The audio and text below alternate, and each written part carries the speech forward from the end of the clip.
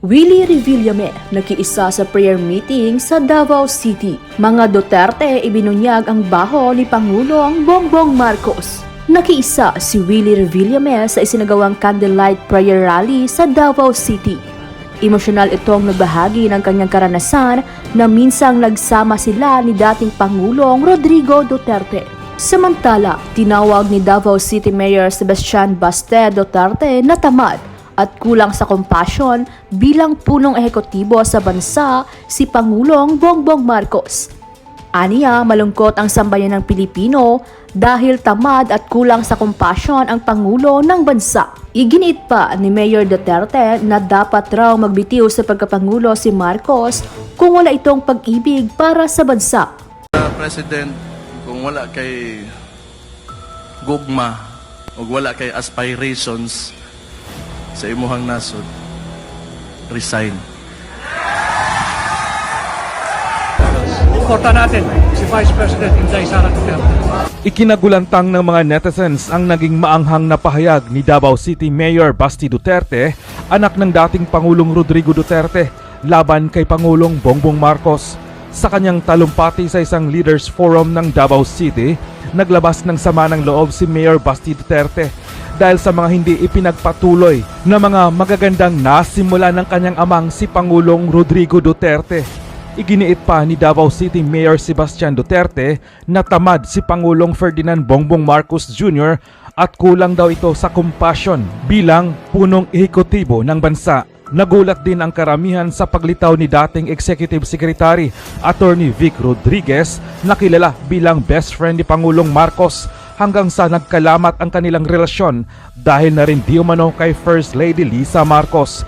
Nanawagan naman ito na patuloy na suportahan si Vice President Sara Duterte lalo ngayong marami ang umaatake dito kabilang na si House Speaker Martin Romualdez o mas kilala sa tawag na tambaluslos. Komento pa nga ng mga netizens, "Noon galit ako dyan, napakagaling kong depensahan si Kuting, pero believe ako sa iyo Attorney Vic kasi hindi ka nagmukhang pera. Saludo ako sa iyo. Salamat at maraming tumindig para labanan ang mapaglinlang sa bayan. Sama-sama tayong lahat para sa ikakaunlad ng bansa natin. Salamat po Attorney Vic Rodriguez dahil pumanig ka sa katotohanan at may pusong makabayan hindi doon sa mga walang kaluluwa. Tama si Mayor Baste, resign na lang kung walang pagmamahal sa bayan. Pasasahurin ka nang wala ka namang nagawa. Nalulungkot ako para kay BBM dahil pinabayaan niya ang asawa niya at si Tambaloslos Romualdez ang nagmando sa government sa Pilipinas. Isa siyang inutil na president." Uy, si Atty. Vic yan. Si dating ESP yan. Bakit kaya siya naririto? Buti ay naririto siya kasama na natin siya. At nais ko kong sagutin kung bakit ako naririto ngayong hapon. Sapagkat nakalagay doon sa isang post na aking nabasa, ang Davao City at ang Davaoenos are not for sale. And precisely for this reason that I am here, because your friend Vic Rodriguez is not for sale. And this is also, I believe, our message today. All leaders, when we go down, we go back to our respective places, cascade all the way to our friends, our neighbors, our families. Huwag ho tayong papasilaw sa kaunting salapi o malaking salapi kapalit ng ating mga firma. Napakahirap tumahimik at matahimik sapagkat ang minanapastangan ay ang ating saligang batas. Ang minanapastangan ay hindi lamang ang ating kinabukasan. Higit pa riyan ang kinabukasan ng ating mga anak at ng mga susunod pang salunod. Our signatures, they are not for sale. Our person, our character, our integrity, our dignity, we are not all for sale. Kaya tayo nandito ngayon sa Davao upang pag-usapan itong mga taong ginagamit at inulustay ang pera sa kaban ng bansa upang mapastanganin ang ating saligang batas, upang mapastanganin ang ating nais Pilipino, at upang mapastanganin ang darating pagsabi natin. Ako ho ay kasama ninyong tumitindig, sapagkat matagal na ho ako rin tumindig. Bumarap po ako sa napakaraming tao. And again, let me just put this in proper context. I'm not here in front of you to attribute any greatness to myself or on myself. Wala. Hindi ko sinasabi na ako'y ganito o ganyan. Subalit hindi naman may tatanggi na humarap po ako sa napakaraming tao at ginawa yung aking trabaho yung huling kakatapos na halalan ng 2022. Kaya ho ako, pakiramdam ko hanggang ngayon, halos araw-araw may mga tumatawag sa akin. Mula't iba't ibang lugar. Nagtatanong ano na ho ang nangyari, ano ang ating gagawin, tama ba itong pipirma kami, etc. etc. So itong mga tao ito ay yung mga nagtiwala noong taon nagsimula kami na lumaban at simula ng kampanya at hanggang sa yun nga ay naging nanalo na. Kaya po history. Ito po yung bahagi hindi lamang ng 31 million Filipino people who entrusted the trust, respect, and hope nung tayo po ay maharap sa inyo. Ito po ay buong bayan ng buong Pilipinas ng buong bansa. Hindi ko masagot because I have no means to provide any assistance in here. But, kagaya nga ako na sinasabi ko, hindi ko naman hiniling na ako ay mapunta kung nasaan man yung aking posisyon sa lipunan ngayon. Kagaya po ngayon, hindi ko naman hiniling na ako'y mapunta rito ngayong hapon at makasama kayo. Ito po ay pagkakataon na mukhang inuugnay talaga ng panahon na tayo ay magsama-sama muli sapagkat muli na naman sinusubukan ang ating saligang batas, nagkakaroon ng pagkakawatak-watak. Hindi ba nung tayo ay nagbuklod-buklod nagsama-sama, ang ating tema ay unity? Yes. Ang tsa ba, ang pag-ustay ng pera ng kaban ng bansa, yan ba ay magdudulot sa atin ng pagkakaisa o pagkakawatak-watak? I feel responsible because I have met many people. I have convinced many people, many leaders to support my candidate there. And ito na nga po tayo, subalit marami yata talagang elemento sa pamahalaan natin ngayon. Ang iniisip lamang ay ang kanilang sarili, kung paano manatili sa kapangyarihan, at paano higit pang gustahin ang kaban ng bayan. Kaya ho ako, dito sa All Leaders Forum, kasama po ninyo ako, agapay po ninyo ako, at naninitrigan kasama ninyo. Nakakatakot sapagkat iba na ho ang ating panahon ngayon. Sino ba naman ang hindi makakaramdam kahit man lang kunting kaba kapag ganito ang uri ng politika at pamumulitika ng mga nasa pamahalaan. Nariyan, ito kanina, si Lorraine, si Eric, ang ating mga kaibigan sa SMNI. Hindi na tayo kinakalaman lumayo. Mga biktima rin ho yan sapagkat pilit binubusalan ang lahat na nagsasalita ng bawat katotohanan. Pero hindi mangyayari dito sa babaw. Kaya nga ako dito simulan itong Leaders Forum sapagkat dito ay hindi kayang bilhin ang mga mamamayan dito sa Davao, hindi kayang isalan ang mga sarili. At dito sa Davao, hindi tayo natatakot, hindi tayo matatakot, at hindi tayo magpapasalita. Nais ko rin po kayo i-congratulate lahat sapagkat malaking pagkakaiba yung ating pong pagpupulong ngayon. Yung ating pong ngayon doon sa ginagawang sa isang ginagawang kasalukuyang pagpupulong. Alam niyo na kung saan yan. Dito ho, walang allowance. Dito ho, hindi tayo ibinubus.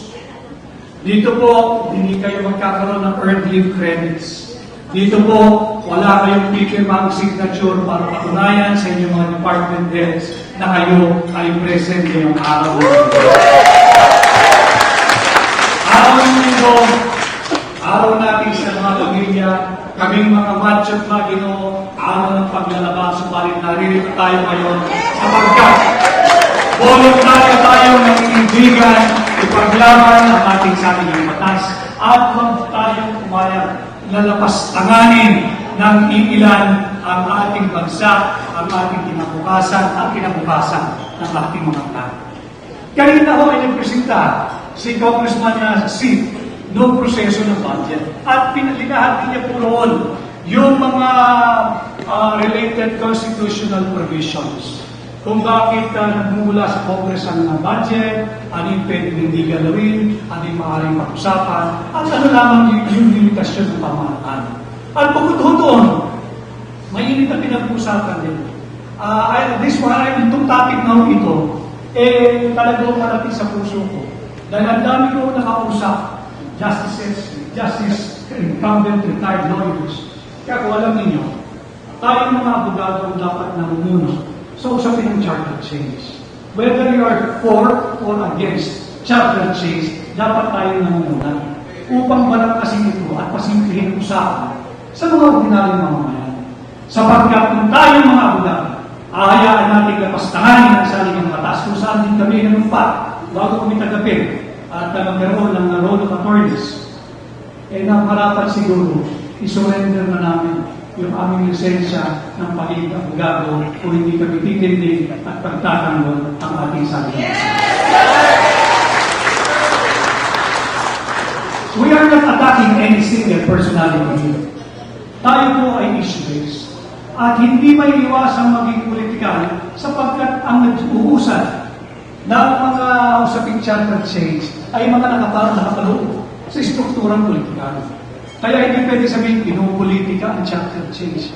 If we really want a people's initiative, leave the initiative to the people.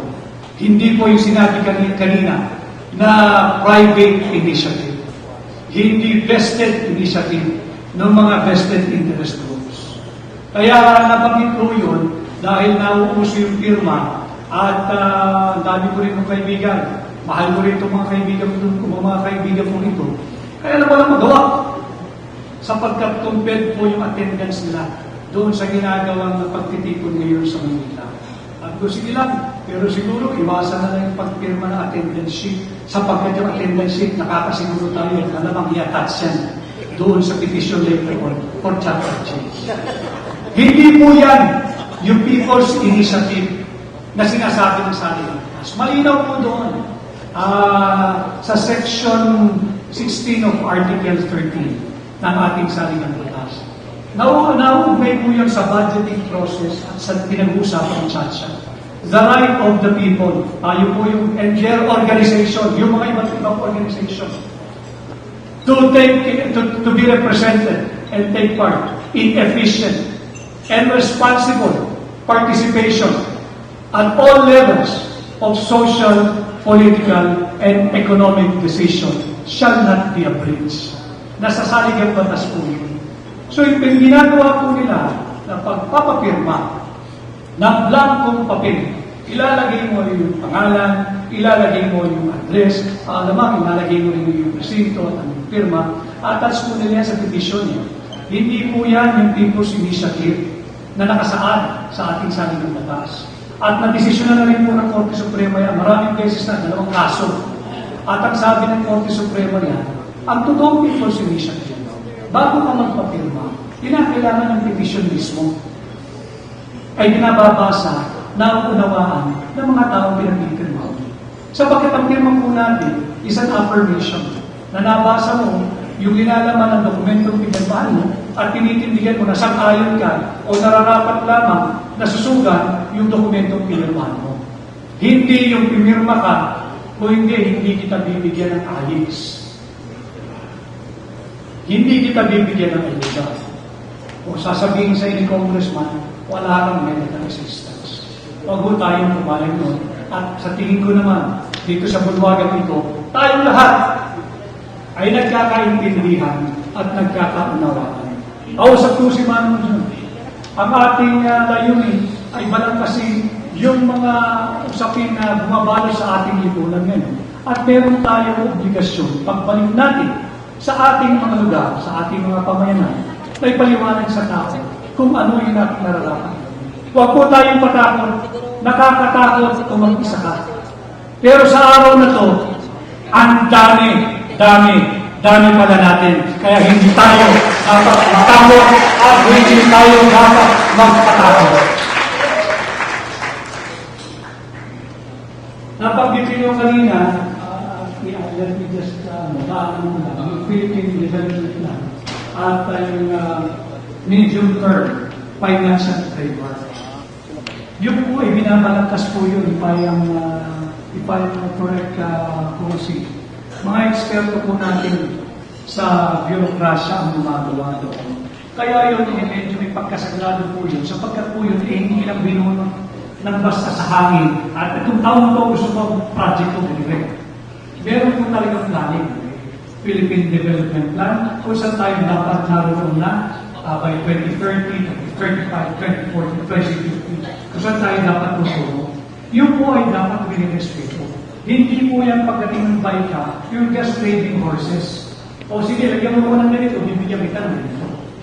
Eh bakit pa ho tayo nagkaroon ng mga magagaling na tao sa pamamahan? Yun po ang kulang sa mga nangyayari ngayon. Ang kailangan natin, yung sinseridad ng pamahalaan. Ang kailangan po natin, ang gobyerno nakikinig at sensitive sa sinisigaw ng mga kabilang ng mga. And again, ang daming beses na ho, at alam naman din siguro ninyo, yung mga naginat na ako po ay bahagi pa ng pamahalaan. Maraming beses din po ako tumindig. At maraming beses po ako hindi sumakayo sa mga bagay na sa tingin ko ay hindi makakabuti sa ating pamahalaan. Ginawa ko po yun sapagkat I feel responsible, as I have said earlier on, sa 31 milyon na higit na naniwala, na tumasa na tayo ay maglilingkod ng tama. Ang sabi ko noon, naroon pa ako, hindi na balik yung batikusan, hindi na balik sinisiraan ako, at hindi rin ako sasagot sapagkat ang dami kong trabaho at maraming mga importanteng bagay na nilitata sa akin. Subalit sinabi ko, yung murang ilang tao, yung pagmura sa akin, yung galing sa akin ng ilang vested interest, kaya ko yun. Pero pagka ang 31 million na at yung 114 million Pilipino ang galing sa akin, hindi ko kakayanin yan at hindi ko matatanggap ko. Kaya ako ayoko na pala ang tumindig na. Dahil utang na loob ko ng kahit sinong pamahalaan na kung saan sila naroon ngayon. Dapat ay makinig, dapat huwag gustahin ang pondo ng pamahalaan at higit sa lahat, huwag napastanganin ang ating saligang batas at huwag basta-basta ayaw papayag kapalit ang ilang ayuda, IH, or medical assistance. Mula ko ay nagpapasalamat sa napakainit ninyong pagtanggap at ako ay kaisa ninyo. Again, I am in Davao because just like Davao City and the Davaoenos and just like you, I am not for sale.